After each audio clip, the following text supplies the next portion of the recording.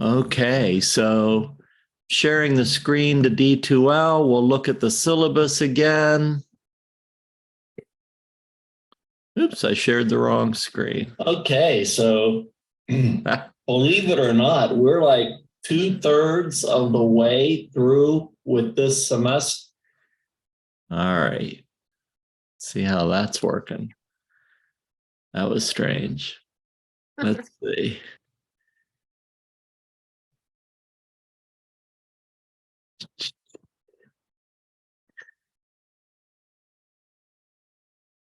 Here we go.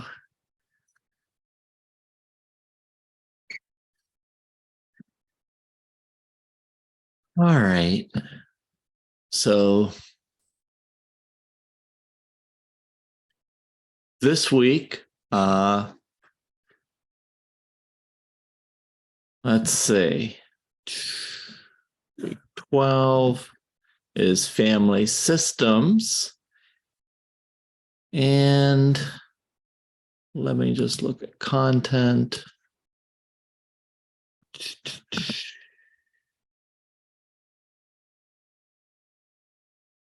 And so you should be doing family systems, and there's not any, there's no discussion board for this week for family systems. But let's go back to the syllabus. So if we look at the syllabus, we're going to go over any questions you have with family systems. I'm also going to go over a little bit of how to write about family systems on the exam, since you just have one person in the case study. So we'll talk about that later. But next week, I will be handing out exam 3. I can't believe it's already going to be week 13. And you have a week to complete that exam, and you hand it in the following week before our Thursday class. It can be 1 minute before the class. That's okay, as long as it's handed in before class, because I'm going to post the answers and go over the answers just like we did last time. And so you will have your final exam complete by week 14. And that will give you 1 week to work on your final paper. You can work on your final paper now. We went over it last week. But you won't have any other assignments due, at least for this class, the week before the papers due. All right, so that is our schedule, and we can talk about questions about the exam. We can talk about questions about the theories, but right now, are there any questions about the schedule? All right, and hopefully I tried to plan it in the most manageable way, because I know it's a lot of work. All right. So let's look at family systems next. And I'm going to go to the notes a second here.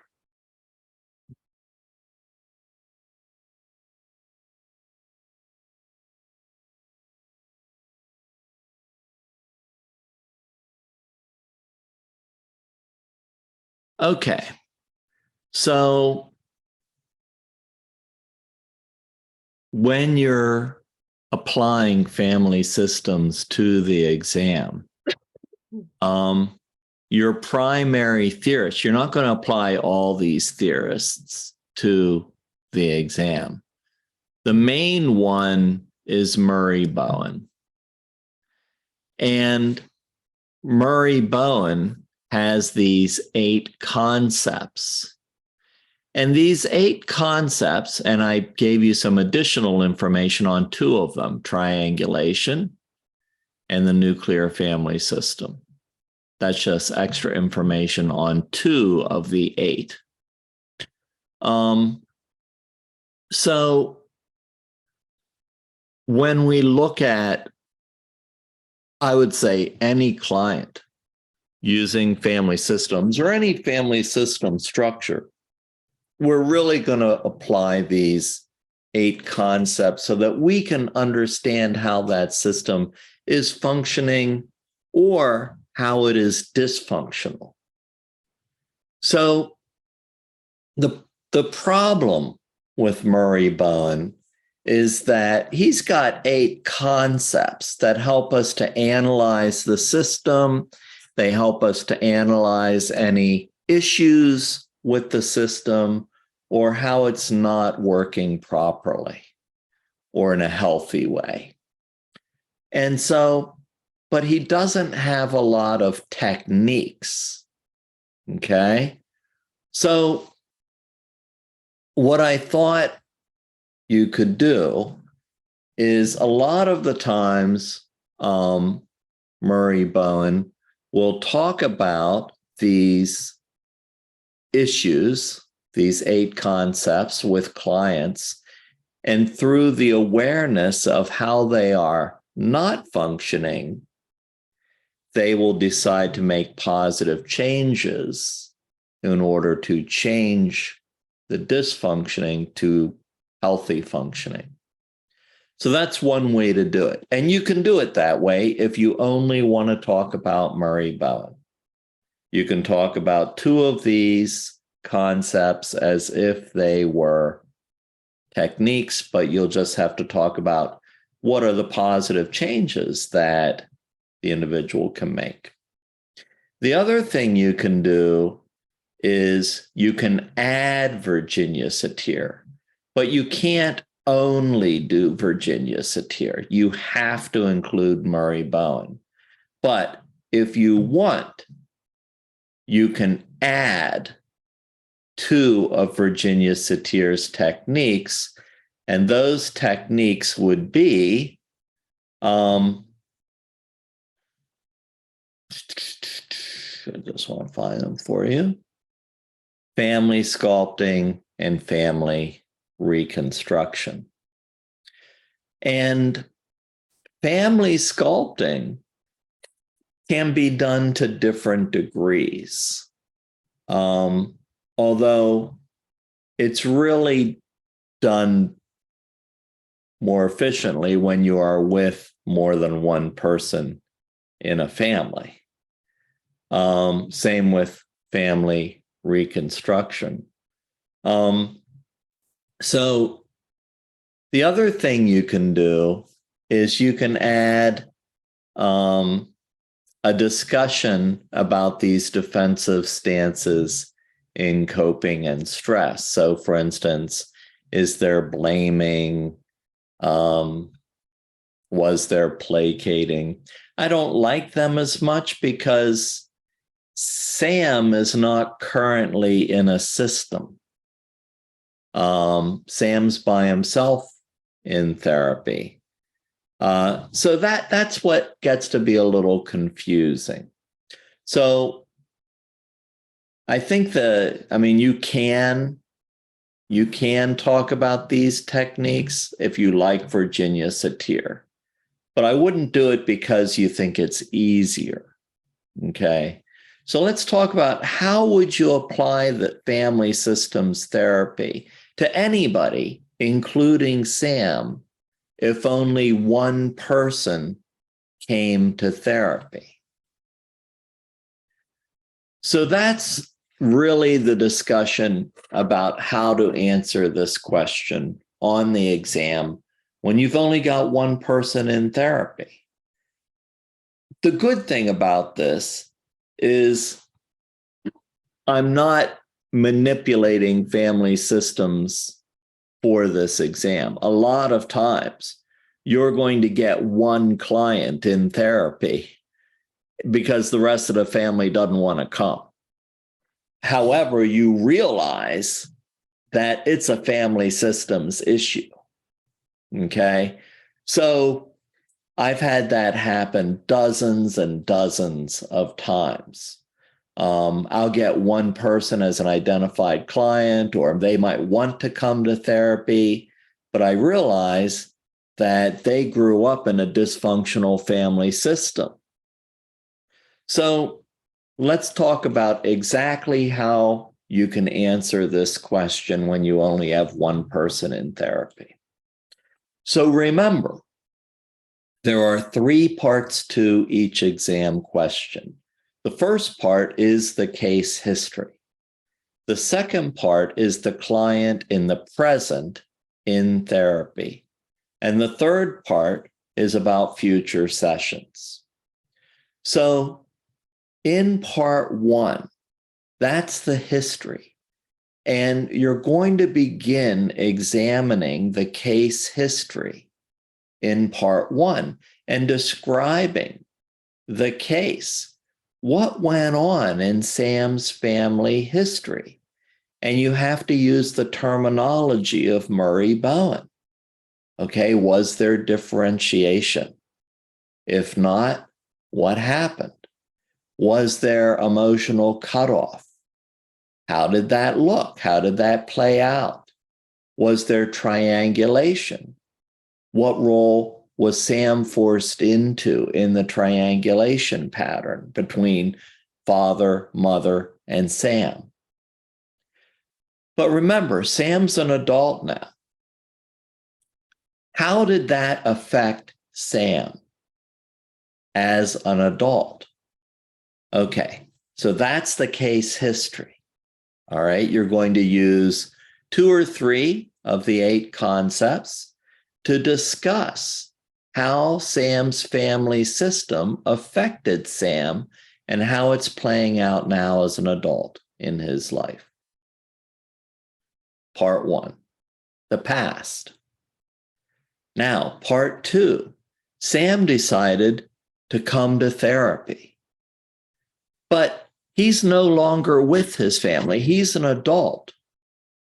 So the reason Sam wants to come to therapy is because, first, he wants to heal and be healthy himself because he was a participant in a dysfunctional family system.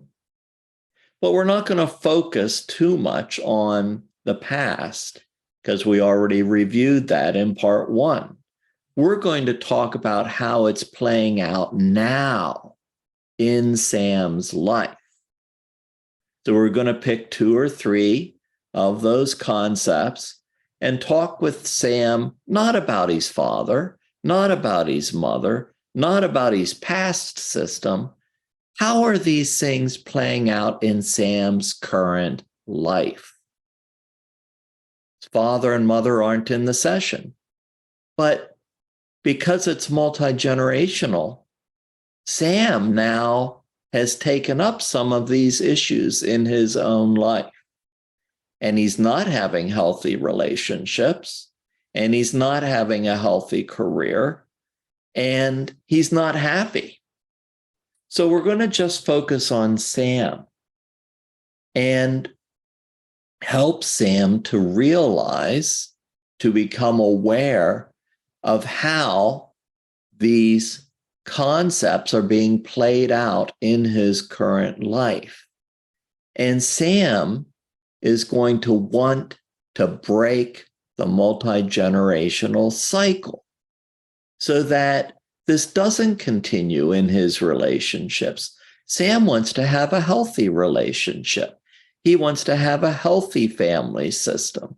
He wants to have a positive job experience, and he wants to work well with others and find it fulfilling. Sam wants to look at himself in a healthy way. So that's how Sam wants to break the cycle of this multi-generational family system that's dysfunctional. And notice I haven't talked about his father or mother at all. I'm just talking about Sam and how it's playing out in his life. So you can pick out any 2 or 3 concepts from Murray Bowen and process them with Sam, but it can't be about his past. It's about how they're playing out now. We don't need to mention his father or mother. We talked about them in the case history in part 1. And then, and Sam acknowledges that he wants to have a healthy relationship. He doesn't want to pass this on. So, I think that that's the main part of the session. And you can write quite a bit if you pick out 2 or 3 of those concepts, talk about how he wants to change in a healthy way, how he wants his relationships to play out in a healthy way, how he wants to have a healthy job experience, and how he wants to be healthy himself. So how did the family system affect him? How did it affect his relationships? How did it affect his job choice, and how does and his sense of fulfillment? And how does he want to change once he realizes that, so that he can become healthy and break that multi-generational family system?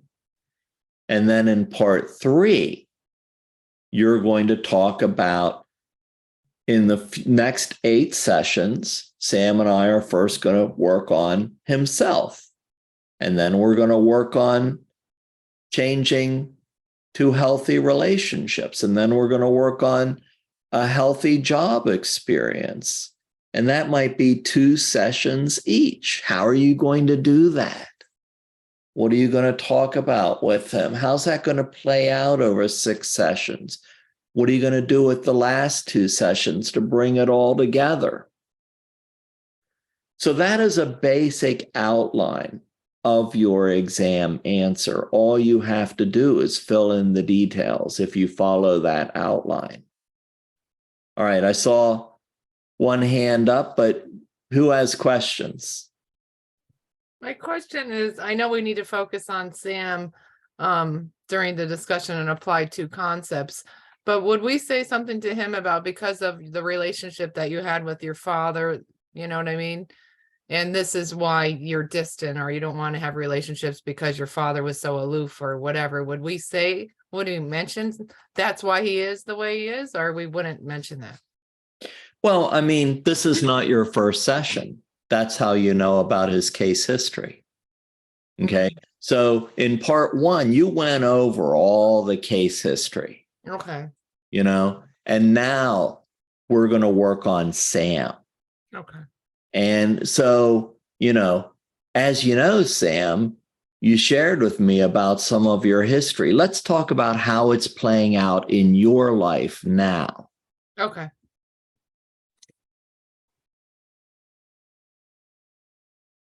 And you can bring up those 3 domains: relationship, academic work, and himself, the way he views himself. Yeah. Unmute. I kind of have a question bouncing off of her question, because if the point is to bring awareness to facilitate change, so is he already at this point in the session in part 2, would he already be aware of those things, So he's aware of his past. Okay. So now we're going to talk about, well, how is this affecting your present life? Okay. He's no longer living with his dad or his mom. He's an adult, but he can't find a healthy relationship.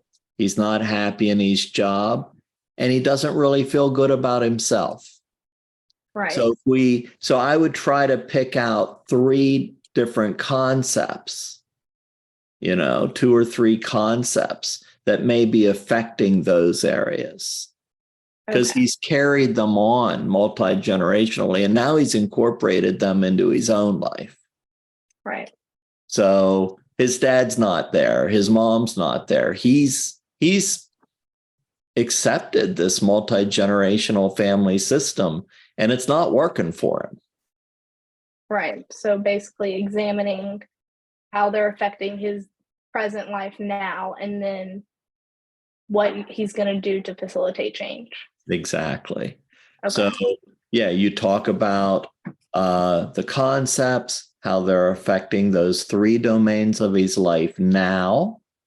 It's not because of his dad, it's because of him now. He's in charge, he's making the choices.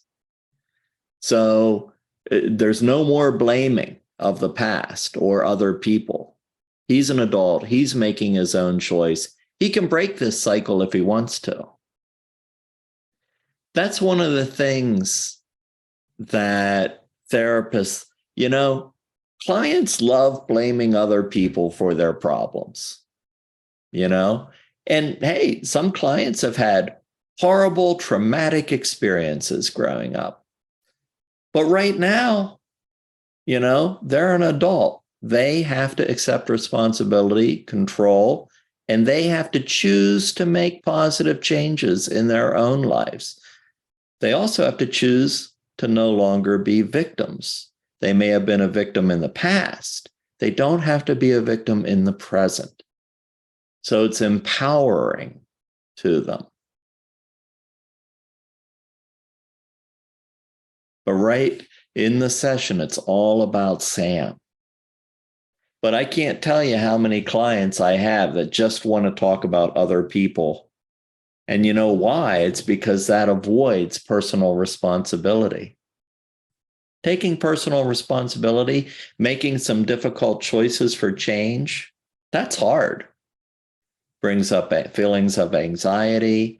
It means they're going to have to work on this, and they're going to have to make some changes. Quick question. I don't know if I'm just looking at it incorrectly, but sometimes I could see family systems and how it affects you, but sometimes people's personality, plays a big role in, there's people that don't like conflict, or it's just part of who they are. You know what I mean? So I don't know. I don't know what I'm trying to get at, but the personality, definitely plays a part in how someone reacts or doesn't react. But definitely family dynamics could, exasperate that or whatever. But well, so we're all the way back to nature, nurture. Yeah. And yes, we are born with certain components that affect our personality. However, our environment also helps to shape our personality. So the chemical part and the brain makeup, we can't do a lot about, but let's say that's just 50%. 50% has been shaped through environmental and family experiences and experience with peers and everything else. That part we actually have control over, believe it or not. I've changed major parts of my personality. So, I am a much more laid back individual today than I was 20 years ago. Believe it or not. Yeah, Chastity. I think that also goes into how much the family system helps create our personality. And so when you're on your own and you're not in that family dynamic anymore, you're like, is this actually who I am, or is this who I was taught to be? Yeah, or let's say you're dating another person and you visit their family for the first time, and it's completely different than the family dynamic we grew up with, in either positively or negatively. You may witness a much healthier environment, and we may not know how to function in that environment. And so, because we're not functioning the same healthy way at the same healthy level, our relationship does not succeed.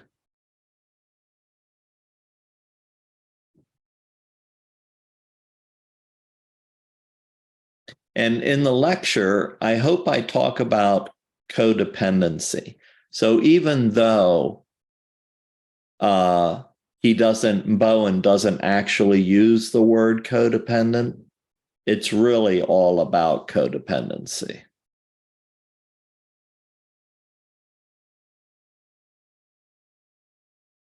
I like the pillar analogy that you talked about. in the Yeah, lecture. Khalil Gibran. Yeah.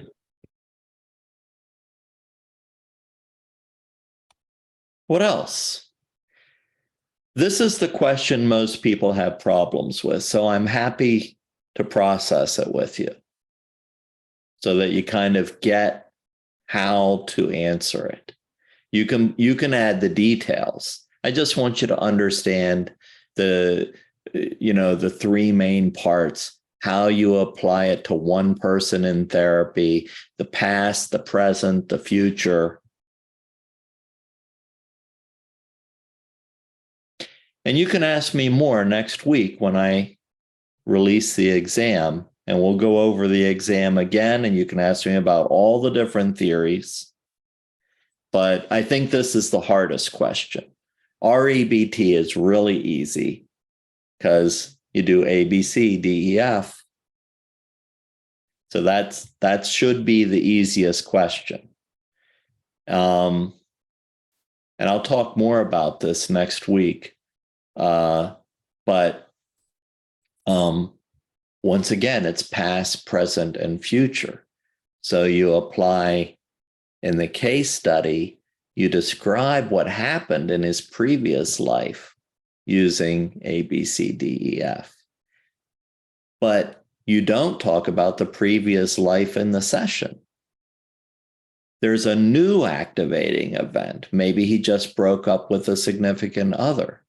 It's not about his dad is no longer the activating event in the session. Something happened in his present life that became the new activating event. And then in the future, you're going to talk about more DEF. What are you going to do next time this happens? How are you going to combat the irrational thoughts and your unhealthy conclusions? So, and then what was the third one? Feminist theory. Yeah. So, feminist theory, you're going to look at past gender role stereotypes, gender role messages. What did his mom and dad? What were those messages when he was a youth from his mom and dad? Give me examples of that. That's the case history. That's in the past.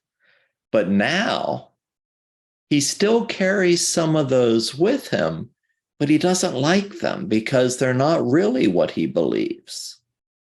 He wants to be able to show emotions and have a healthy relationship and all that good stuff. So how are these gender role messages, without talking about the mom or the dad, that he's carrying with him as an adult, affecting his present life negatively? And are they accurate for him? And you're going to talk with him about what are the accurate gender role messages that you'd like to carry with you. They don't have to be the same as the ones you were brought up with.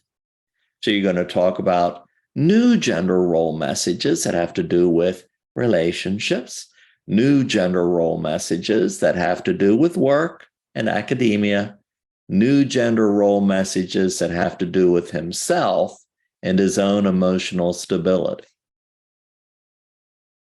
And then in the future, you're going to spend a couple sessions on each one of those.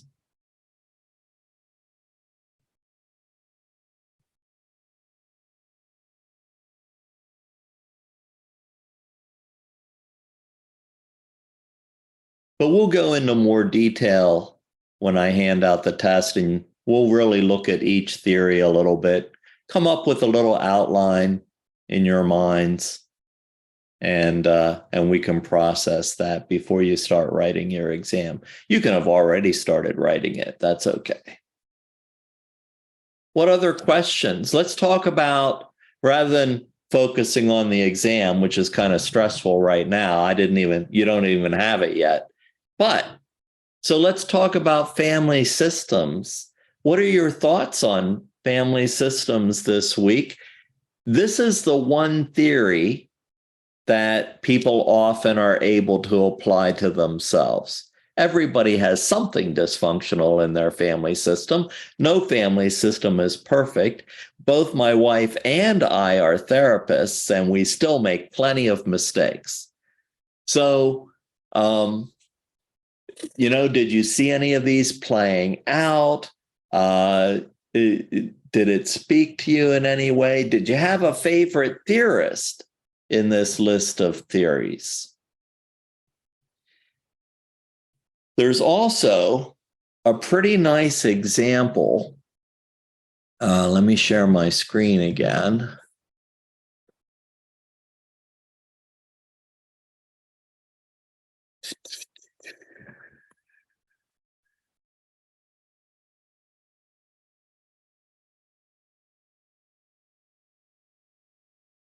If you go down through the notes, there's the regular notes.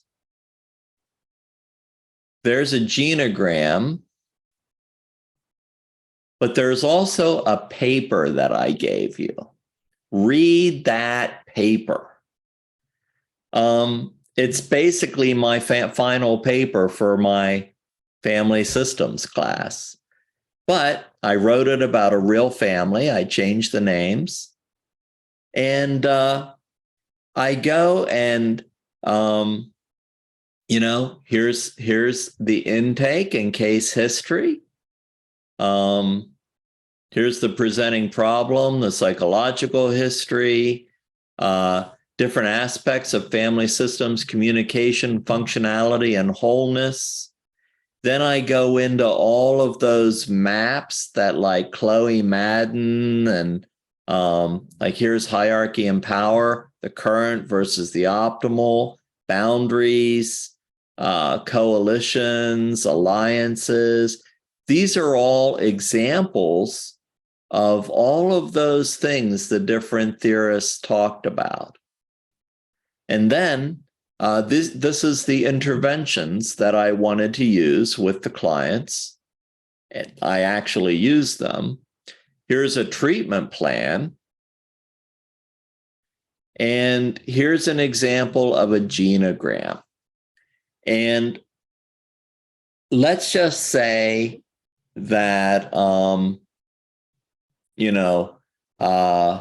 let's just say I say, you can do a genogram for bonus points. Okay. And here's your example of a genogram. Notice the biggest mistake. This line doesn't just go between the couples. It goes down, across, and up. It doesn't just go across. And that's because if you look here, you can't just have a line between these people because these people are divorced. So there's the little mark for divorce. The blue line is who's currently living together. The red is emotions. There are comments. And if you do decide to do a genogram for bonus points, you have to put in a legend like on a map. You have to have 3 generations. You're only going to have 2 generations because you're going to have his parents and him. You can make up grandparents if you want, but it doesn't really matter. And then, but the main things are like his parents are going to be divorced, so they got those little lines. And the main thing are the emotional lines between Sam and his parents. So Sam got along pretty well with his mom, not so much with his dad.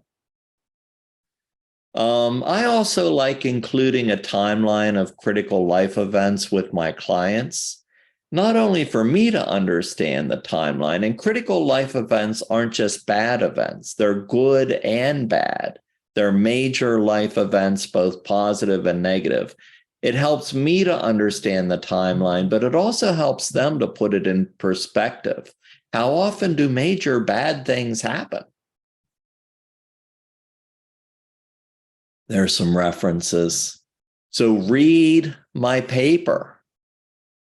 I think it'll help explain a lot of the dynamics, especially the genogram. Here's all the symbols for a genogram. Here's all the emotional patterns.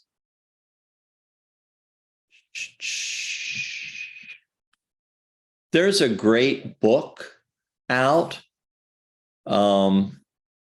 It's called Genograms. There's only they kind of have the market on genograms. But you'd think it was a really dry read, but it's not. It's really interesting because they use like famous people and they look at their families when they make up the genogram. They tell you like, oh, look at the history of alcoholism. Look at the history of, and it is interesting because it's not only addiction, it's not only abuse or emotions.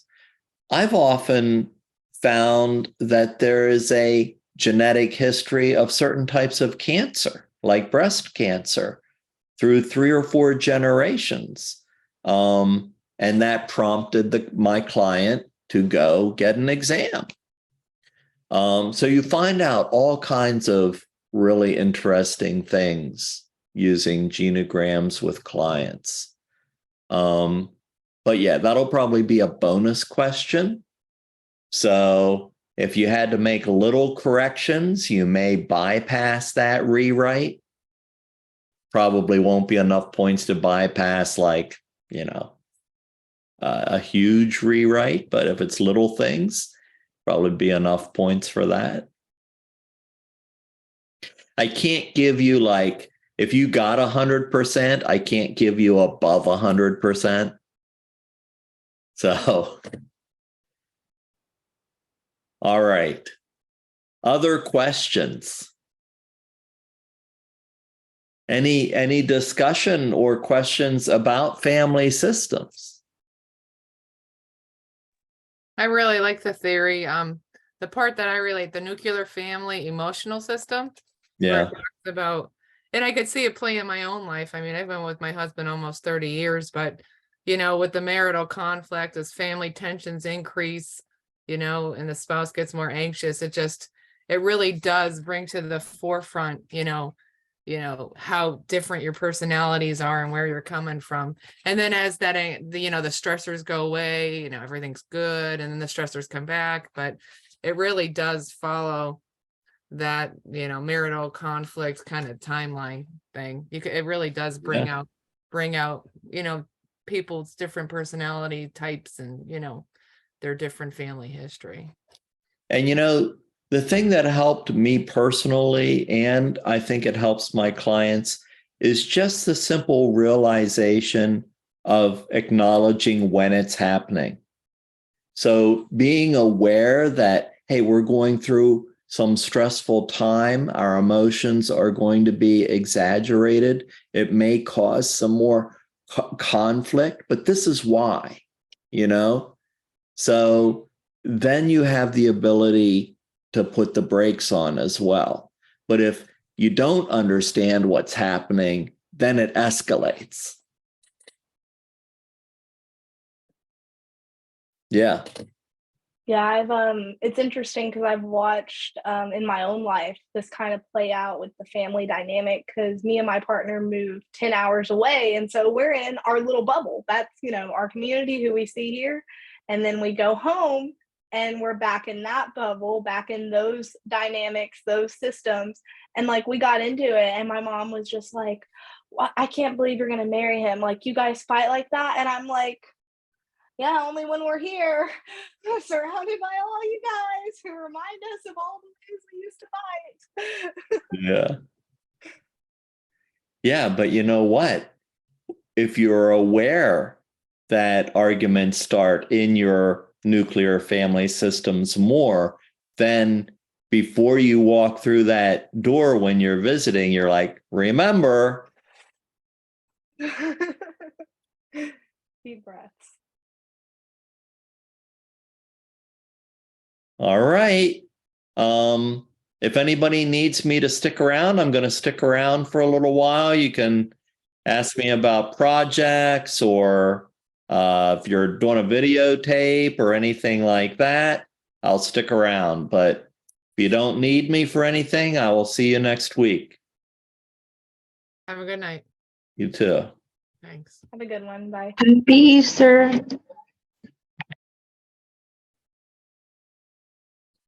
Hey, so how's it going with your video? So far it's going pretty well. I watched a bunch of I watched the first 2 Rocky movies last night. Also, sorry about the lighting, my camera over here. That's all right. I watched the first 2 Rocky movies and things just to try and like understand the character more and like really build onto it. But I'm trying to look for the narrative therapy lesson on your YouTube page. I can't seem to find it. Yeah, let's see.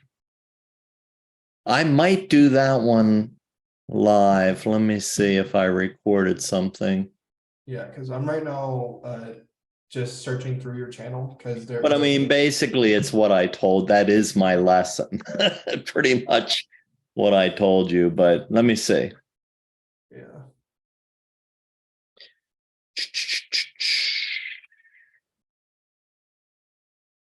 Yeah, probably because it's due when we go over the exam. It's like this extra thing. But let me see. Okay.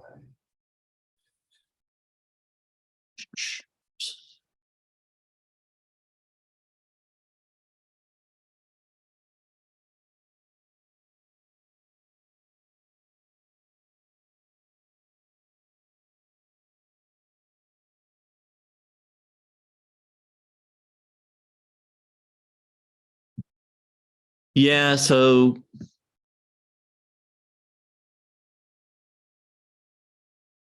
let me go to D2L here.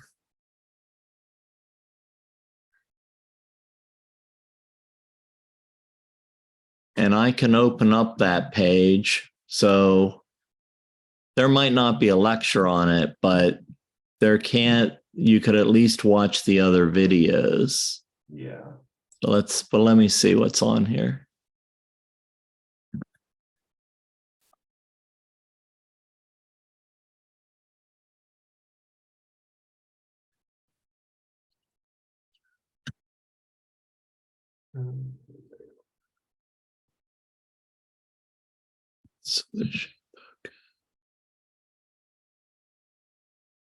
Oh, are you aware that you're still recording?